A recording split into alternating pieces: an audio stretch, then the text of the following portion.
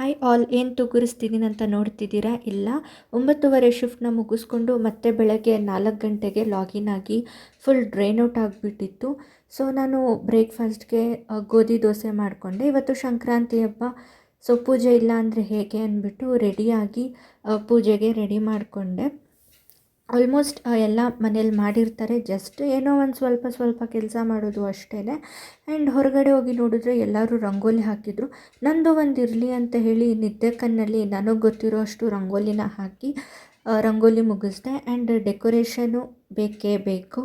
So ಮನೆಗೆ ಒಂದು plastic ತೋರಣ ಇವಾಗ ಟ್ರೆಂಡಿಂಗು, ಎಲ್ಲರೂ ಇದನ್ನೇ ಯೂಸ್ ಮಾಡ್ತಾರೆ ಅಂತ ಹೇಳಿ ನಾನು ಅದೇ ಥರ ಒಂದು ಪ್ಲಾಸ್ಟಿಕ್ ತೋರಣನ ಹಾಕಿಬಿಟ್ಟು ಸಿಂಪಲ್ಲಾಗಿ ಪೂಜೆ ಮಾಡ್ಕೊಂಡ್ವಿ. ಸಖತ್ ಟಯರ್ಡ್ ಆಗಿಬಿಟ್ಟಿತ್ತು, ಸ್ಲೀಪ್ಲೆಸ್ ನೈಟು 2 ಡೇಸು.